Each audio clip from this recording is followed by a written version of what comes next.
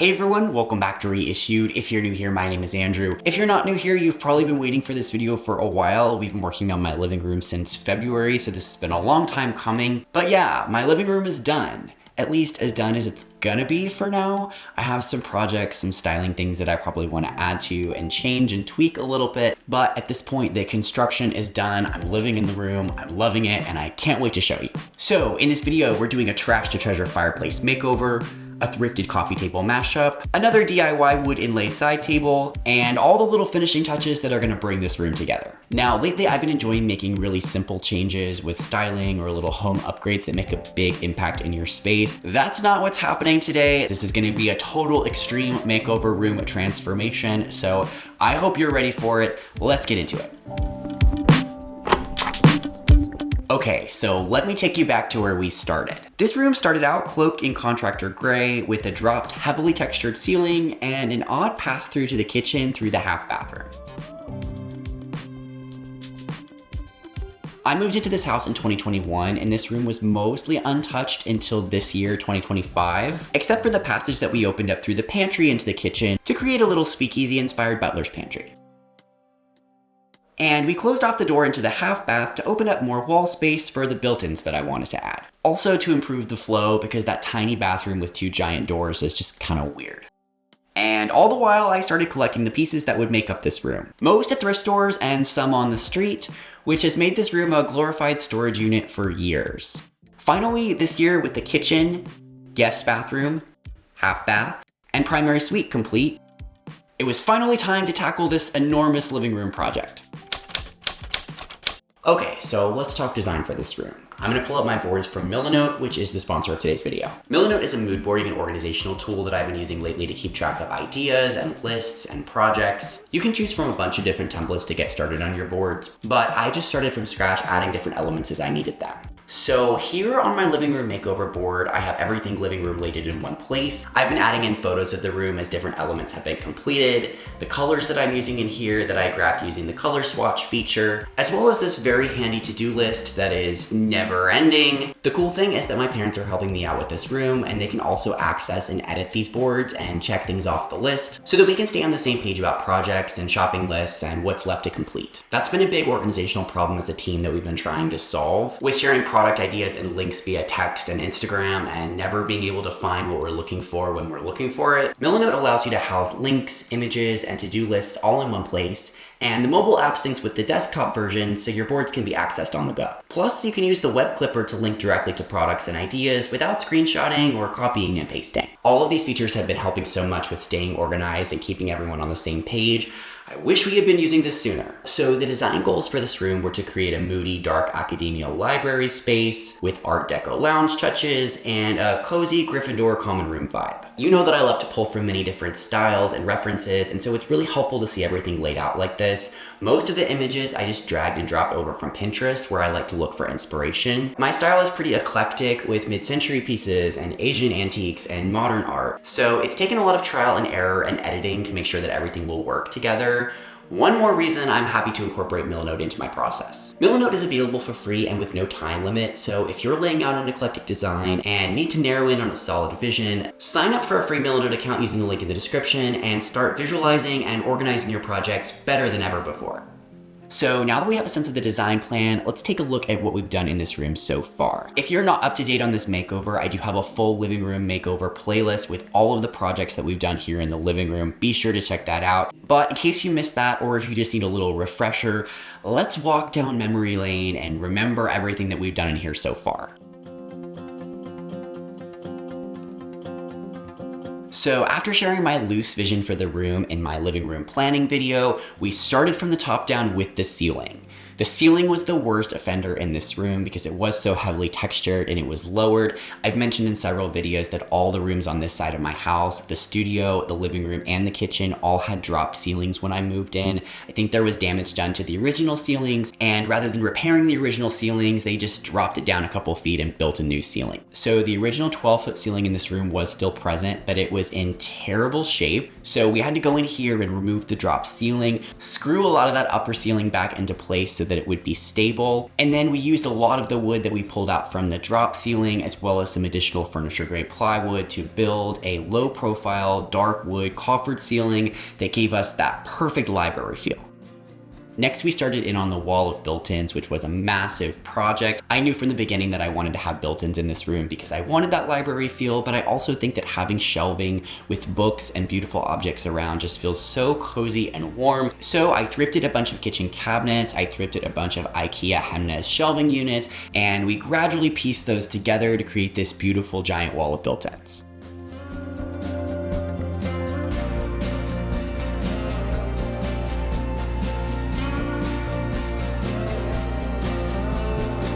Since the Hemnes units were not tall enough to go up to the ceiling, and because I wanted to create a rail for a library ladder, up above we added some hidden storage. This looks like just a wall with molding on it, but each of these does press to open, and I have a lot of my Christmas and Halloween decor stored up there in the off season.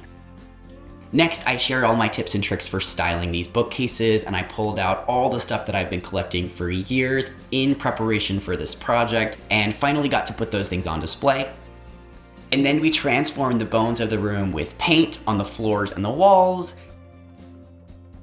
and removal of paint on all of the trim and the fireplace, which was the worst part of my year. I hate paint removal, but taking all the paint off of these and restoring them to the beautiful natural wood that I stain in kind of a mid-tone color, I think gives that perfect library feel. It just warmed up the space so much, especially with a lot of the cooler blues that I was adding to the room. So let's just all appreciate the natural wood trim and collectively forget that the stripping process ever happened. Next up, I was feeling bold and I decided to paint murals all over the walls in this room. I was inspired by Japanese landscapes, but I wanted to give kind of an Italian fresco texture to mirror the very textured plaster walls in this room already. And then we could install the custom library ladder from Putnam Rolling Ladder. They sent this to me in exchange for me making an instructional installation video for their website, so score on that one. And then most recently, I did a DIY faux tile treatment on the fireplace in here. I didn't want to add to the existing depth of the fireplace based on where the floor was and where the fireplace insert was sitting. So I painted on each individual tile with latex paint and then went over the top with a UV resin to give it that super glossy tile effect. This was super time consuming, but very effective, and it looks just as real in person. Okay, so I think that brings us up to date here, and we are in the final stages of the makeover with just a few construction projects left to tackle. First up, we added some picture rail here. All of the other rooms in my house that have a 12-foot ceiling have a picture rail, so I thought that felt historically appropriate and also consistent from room to room. I really wanted to get this in natural wood and stain it to match the trim. However, I was not able to find it anywhere in a way that was like cost effective. So we ended up painting this to match the built-ins, and I think it looks pretty good. It felt like kind of a bold choice to put the picture rail right up over the mural, but I kind of like how it grounds the mural in the room and makes it feel more like a wall, like more architectural, if that makes sense. And I also like how it ties into the crown molding and also brings that blue tone from the bookcases all the way around the room to make it feel more balanced.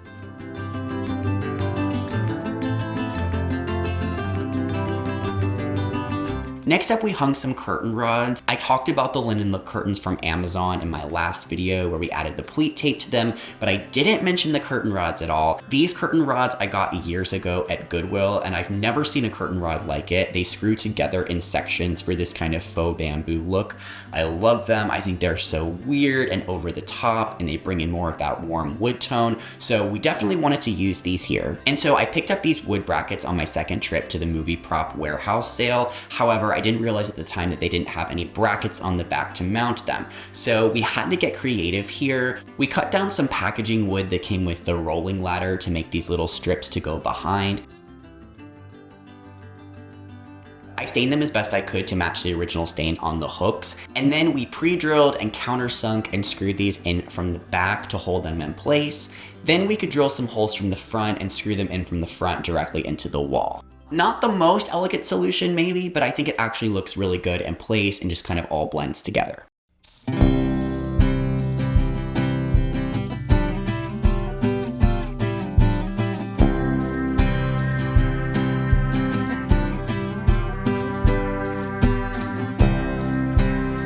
Okay, next we needed to finish the door that goes between the studio and the living room. The original door that was between these rooms was solid, but I opted to switch it out for another door that we pulled from between the atrium and the hallway that had glass panels in it, because I don't really need that much separation here, and I would love for that light to pour through even when the door is closed. However, like everything else, the door was painted white, and white was definitely not right in here. I thought black, maybe. It was tricky to choose a color that would work both for that room and for this room, but ultimately the correct solution was nagging at me in the back of my mind.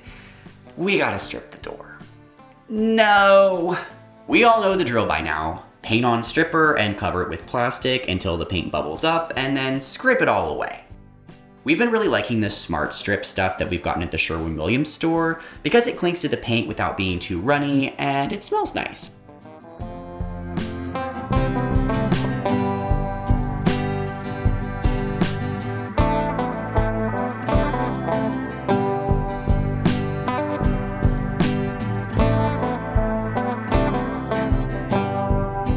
And as expected, this process was so tricky since there were so many little grooves and corners.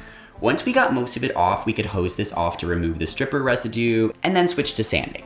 There was still a white cast on many of the flat areas, so I used Matt's random orbital sander to knock that off, but most of the little areas around the panes had to be sanded by hand, which was awful. Once it was good enough, meaning still a fair bit of paint around the panes, we went ahead and stained this in Early American to match the trim in this room.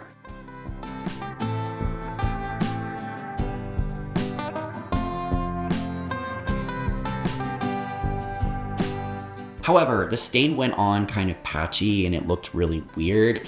And so once we got this in place, I ended up going over the whole thing pretty much with a burnt umber acrylic paint that I had on hand. This one was from Liquitex and it's very translucent. So I was able to basically paint over the whole thing and get the wood grain coming through, but with that more even color that I was looking for to match the trim. This is the same paint that I touched up paint spots with on the trim as well. And I did that here too, going around the panes and painting over any remaining white paint to make this look as uniform as possible.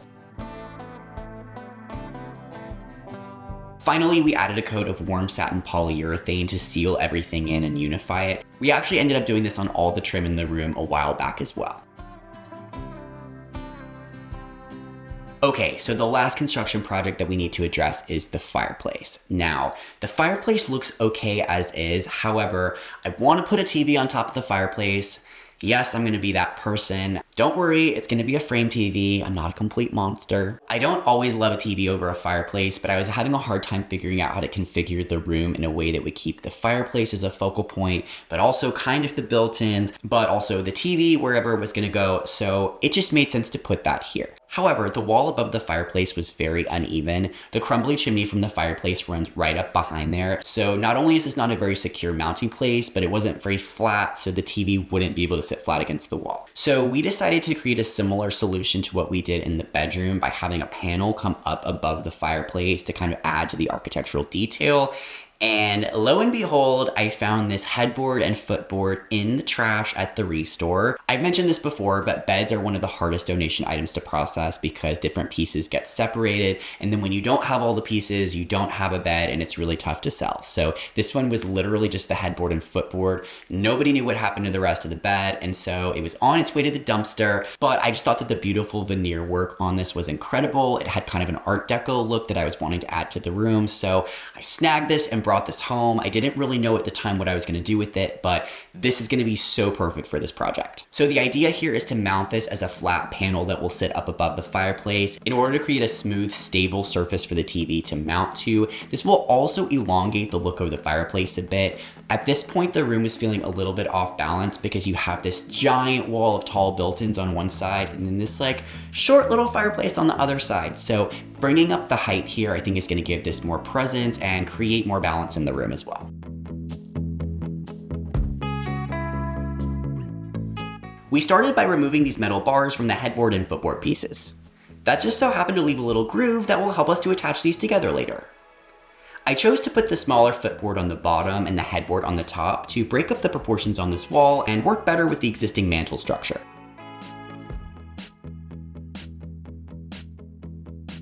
So my dad cut out a curve along the bottom of the footboard piece to allow it to connect down to the wings of the existing mantle.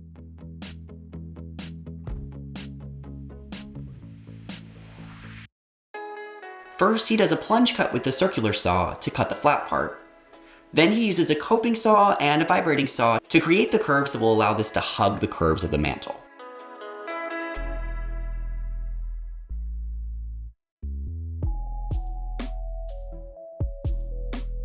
After we test the fit, we need to cut a bit more to help it sit right.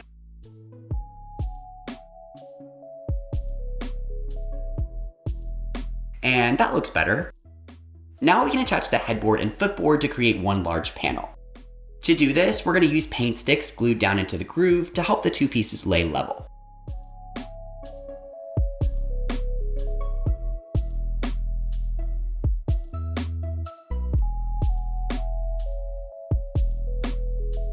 Once we glue and clamp them to get a tight fit, we screw large metal brackets to the back to hold everything together more securely.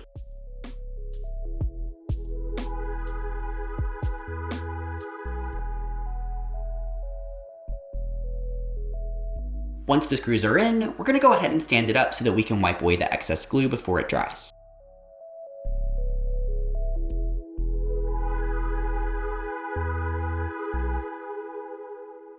Then we can drill the hole that's needed to fit the large power cord through by drilling 2 large holes connected by the vibrating saw. The frame TV sits flat on the wall, and then it has this really long skinny cord that takes the actual box that has all of the HDMI and your any VCR, whatever you want to plug into it, that goes in a separate box away from where the TV is. So originally I wanted that box to be in the built-ins, but the cord that came with the TV was not long enough to run all the way over there, and those cords are crazy expensive. So instead, we ended up running it down the side of the fireplace and under the baseboard, through the wall, and into this room. I have this little marble top piece that I got at the REISSUED for $10. It was also a save from the trash. And at some point we're gonna work on that and have the TV box live in this room, but for now it's just sitting on the floor.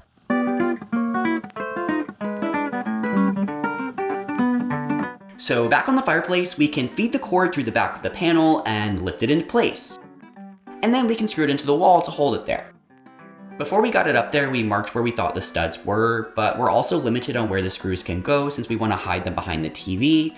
So my dad screws in along the edges diagonally as well to make this as secure as possible. To finish off the unfinished edges, we're using these oak pieces that I thrifted at the REISSUED for $2 each. My dad got super creative and came up with a jig to create a curve to match the curve of the wings, with a curve in the other direction to ease the side piece down into the existing mantle.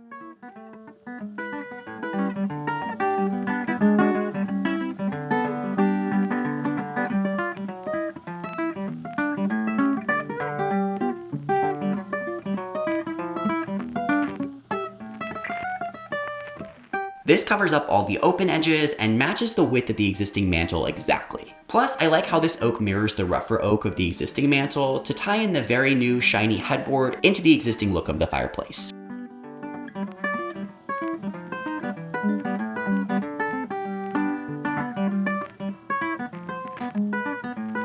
So with everything installed, let's hang the TV, which was complicated and awful and hard and not all that interesting. So we'll just roll on past this part.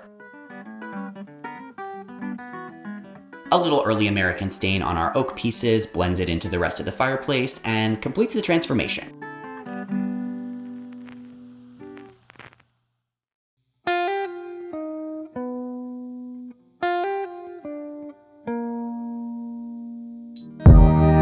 Okay, so construction is finally done. Let's talk furniture. I got this sofa years ago at a liquidation sale. It was like $1,200, which is a decent price. I think I could have waited and done better, but I really like this sofa. I was happy that I got to sit on it first. It's really comfortable. We decided to angle the rug to match the angle of the fireplace and to give the room a more casual feel. Next, we needed a coffee table, and I came across this really interesting smoked glass top on a table at Goodwill. The whole table was $8. Didn't love the base, but I thought that the size and the color and the glass would be beautiful as a coffee table for this room. And so I was brainstorming different bottoms to go on this, and then I remembered that I had this piece already. I got this piece at the REISSUED probably close to 3 years ago now. They had it as this wood tray sitting on top of this spider leg base. I think it was like $50 for both pieces. So I think this is gonna be a great base for the glass to go on top of, and then I'll go ahead and pop that tray on the top as well to give this a little bit more weight in the room and bring in some of those organic lines from the wall murals. Over by the fireplace, I got this metal base at the REISSUED store for $50. And then I found this little marble top on my second visit to the movie prop warehouse sale. I think this was $25. I love this little cafe table look over here that would also be great for like a board game or something. So I added in these two faux leather rolly chairs that I got at the REISSUED store for $25 each. I love that these are matching to bring some symmetry to the fireplace, but also that they're on wheels, so if I'm entertaining or something, these can move around easily to different parts of the room to watch the TV or to circle up around the coffee table. Okay, next I'm adding in this deconstructed leather jacket chair that I finished earlier this year. You know this project was my nemesis. I worked on this for like 3 years and feeling like it's still not done. Now, when I finished up this chair back in February, I did get a lot of feedback in the comments. Some of you just don't like this chair at all. I'm okay with that. I like it. It has kind of an edginess that feels very me. I don't need you to like it. However, there were a lot of very helpful comments about the proportions of the chair not feeling right and with the seat feeling too tall, especially with as low as the back is. So I'm gonna create a little leather bolster pillow to sit up on the top to correct the proportions of the chair a bit and also give you a place to put your head when you sit down. That's like one of my biggest pet peeves, when you sit down in a chair and your head is just like rolling around. I like to have a little neck support, so we're gonna see what we can do here. So to create this piece, I thrifted a leather jacket at the REISSUED store for $10 and found these little women's sandals at Goodwill for $6, I think. For the bolster construction, I'm gonna construct this in exactly the same way as I did for Katie's bolster pillow in the bedroom makeover recently. I'm using those same pieces as templates to cut out my bolster. Basically, it's one large rectangle that I'm pulling from the back of the jacket, and then two smaller circles that I'm pulling up from higher on like the yoke of the jacket.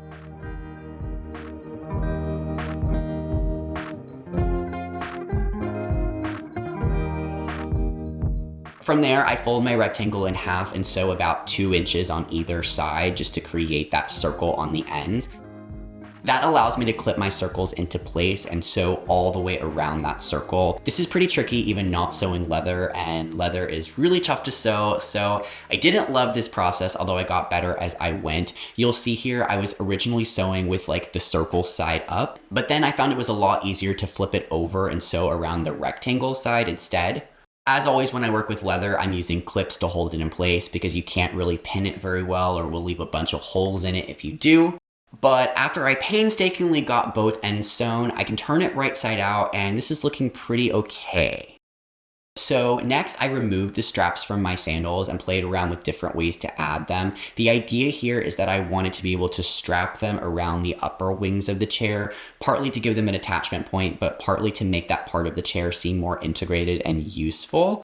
So once I figured out a plan for that, I cut down my sandal pieces into the shape that I needed to attach into the seam of the bolster and strap around to connect to the chair. Now, I know better than trying to sew this with my machine now, so I know I'm going to do this by hand. So I'm going with this little like puncture tool that I got on Amazon a while back. That allows me to poke holes through all the layers of leather at one time in order to give me holes that I can sew through. This makes it so much easier to hand sew and also gives you more even stitches, which looks a bit more professional and can act as a nice guide. So I seam ripped open a little bit of my seam around the curved edge and insert my straps to get them in place. Then I turn it wrong side out to sew all the way along here by hand.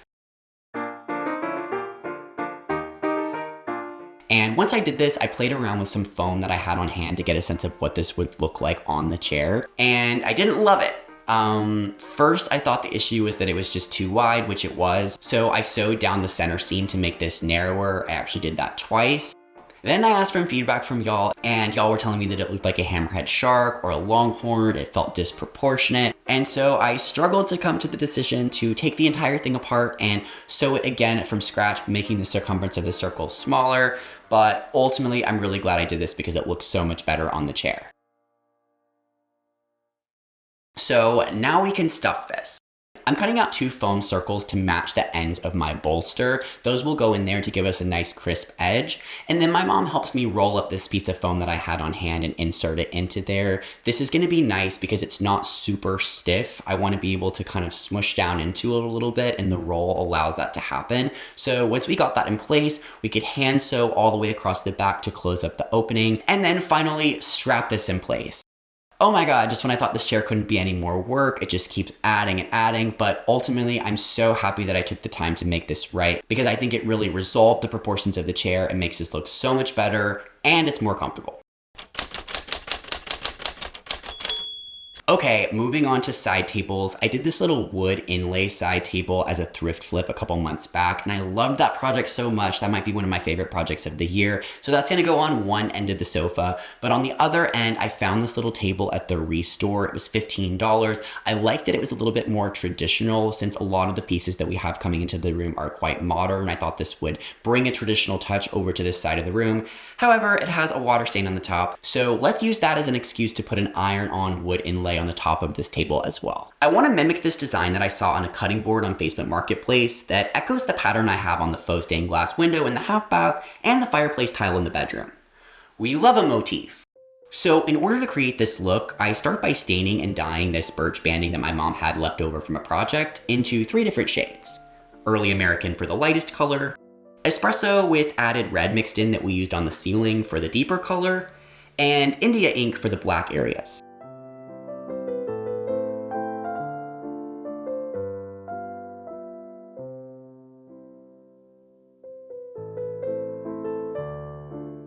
I'm doing a lot of these because I didn't want to run out and have to dye more, but I didn't end up using all of these strips.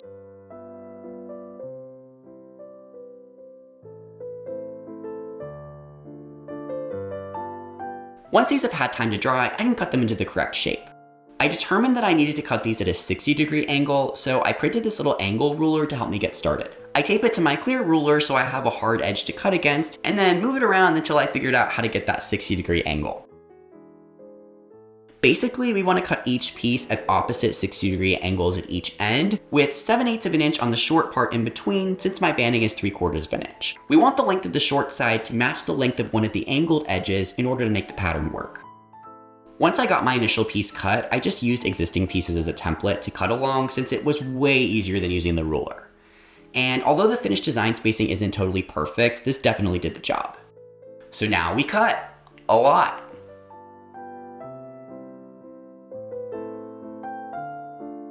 As I went, I started putting together my pattern just to be sure this was going to work before I spent forever cutting. And it's looking pretty good.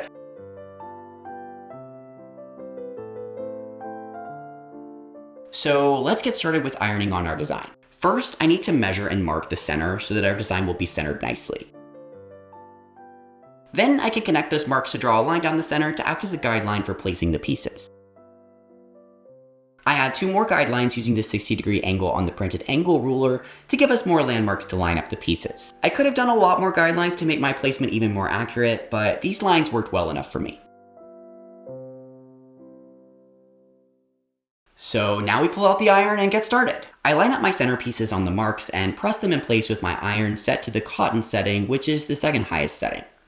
What I love about this process is that it's very forgiving.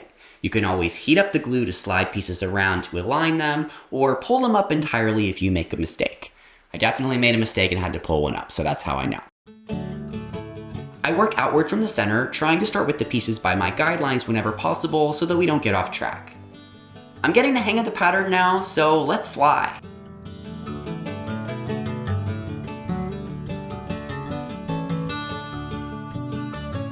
I love the modern yet classic touch this is adding to this traditional table, and I think that the pattern is going to add to the layering of the room, but without going overboard since these are all neutrals. I also chose this pattern for this table since I wanted the scale to be a bit different than the sister table, which has much smaller pieces. And I'm using some of the same shades of stain, but not all. That way they live in the same world, but don't match. Once I reach the edges of the design, I start cutting down my pieces to fit along the edges. This was mostly trial and error, sometimes measuring, sometimes just starting bigger and cutting down over and over to get the fit right. I love a little puzzle, and this one was pretty satisfying.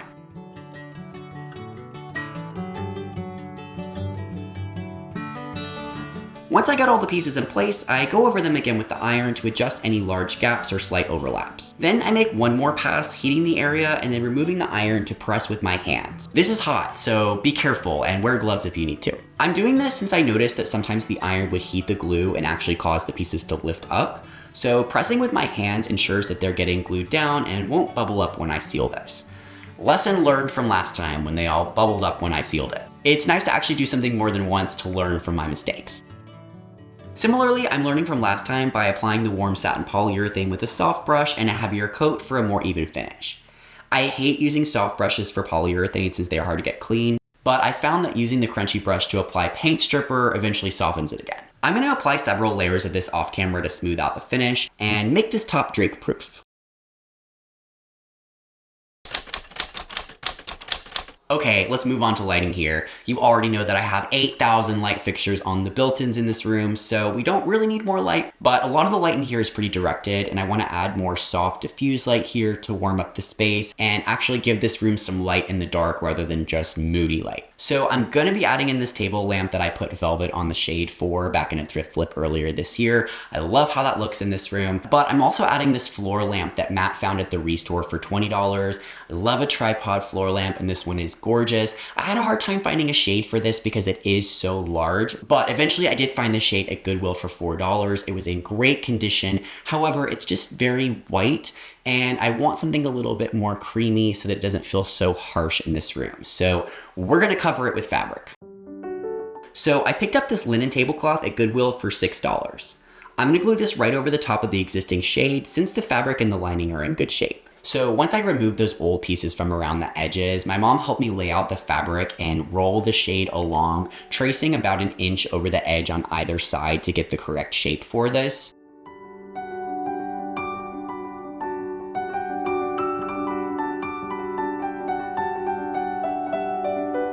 Then I can cut this out and then iron the crap out of it because this linen was so wrinkly and so hard to get not wrinkly. I got mostly there, but it's not perfect, and yes, it does bug me.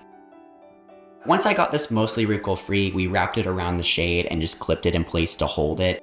Then I went in with crazy glue to glue all the way around the edges. Gluing this around was actually quite tricky because the fabric was on the bias, which was good because it stretched to hug the lampshade, but hard because it stretched to not hug the lampshade. So this took a little bit of trial and error and maneuvering to get things looking right. I started gluing at the top and then switched to gluing to the bottom to kind of get things smoothed out before I made it all the way around the top to help me get rid of any wrinkles in the process. I don't know what I'm doing here, but I'm figuring it out as I go.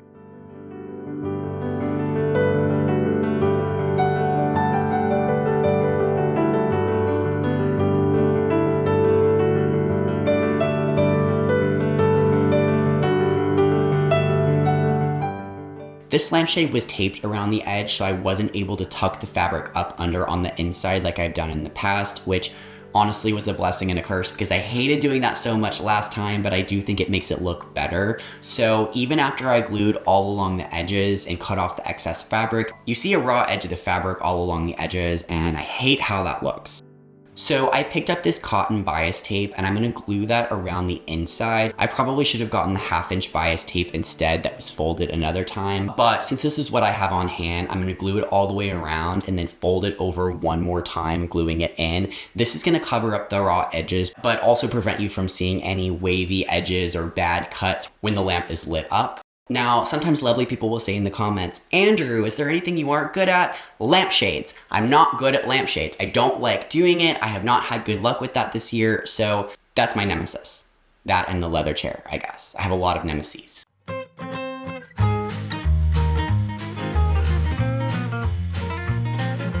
So yeah, I'm not 100% on how this lampshade looks. Didn't do a great job here. However, I think this actually looks pretty good on the lamp. It warmed it up in the way that I wanted to, both when it's off and when it's on. So at this point, I'll take it.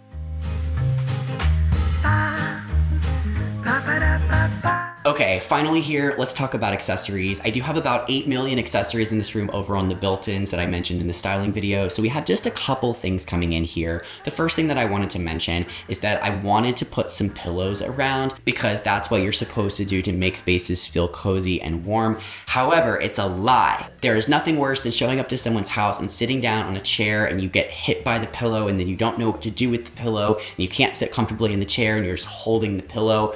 We can't have that. So, couple tips here for you if you're one of those people that wants to get rid of all your throw pillows. 1, get a squishier throw pillow. These pillows that I thrifted at Goodwill that I was gonna try to use in these chairs were so stiff. I was planning to recover these, but they were just so uncomfortable in the chairs. So I wasn't gonna do pillows at all, but my mom had the idea to put some polyfill in this little velvet pillow that I got at the movie Prop Warehouse sale. And the filling is quite soft and we didn't overstuff it. So now when you sit in the chair, the pillow just collapses down to nothing, which makes it an acceptable seating experience in my opinion.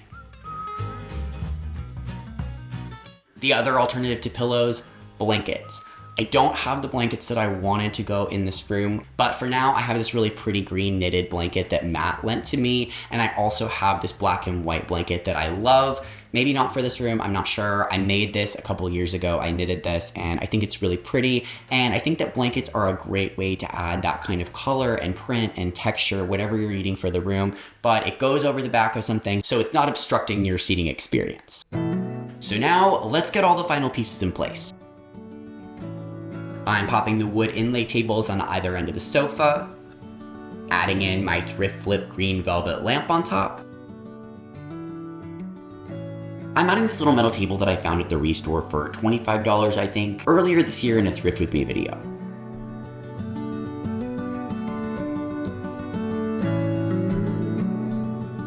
Adding some books in this weird sculpture that Matt and I thrifted together. And then adding in this awesome standing globe that I got at the REISSUED years ago for $12. And with that, the room is done. For now. There are definitely some things that I want to add to this room in the future. I think a mirror would look really nice over in the corner by the bookcases. I think that like a rust velvet quilt would be so beautiful and cozy on the sofa and bring more warm color into the space that I think it really needs. There's a pane of glass missing from the door that needs to be replaced. I have a really cool floor lamp that I can't find a piece of glass to go on top of. So there's lots of things that I can add to this over time, but for now, we're calling it done and I can't wait to show you. I'm really proud of this room, not only because of the enormous amount of work that went into it, but also because I feel like this is probably the room where I went out on a limb the most design-wise. It's pretty bold. It's a lot of weird styles together. The murals were crazy. We're working with colors that I haven't worked with before. I feel like out of all the rooms that I've decorated, this feels like maybe the most me and the most unlike anything I've seen before. I think the whole thing feels kind of fresh and original, and that feels exciting to me. If you enjoyed this video, be sure to hit the like button. If you want to follow along with more of my home renovation, be sure that you're subscribed. Thanks so much for watching. I'll see you guys soon.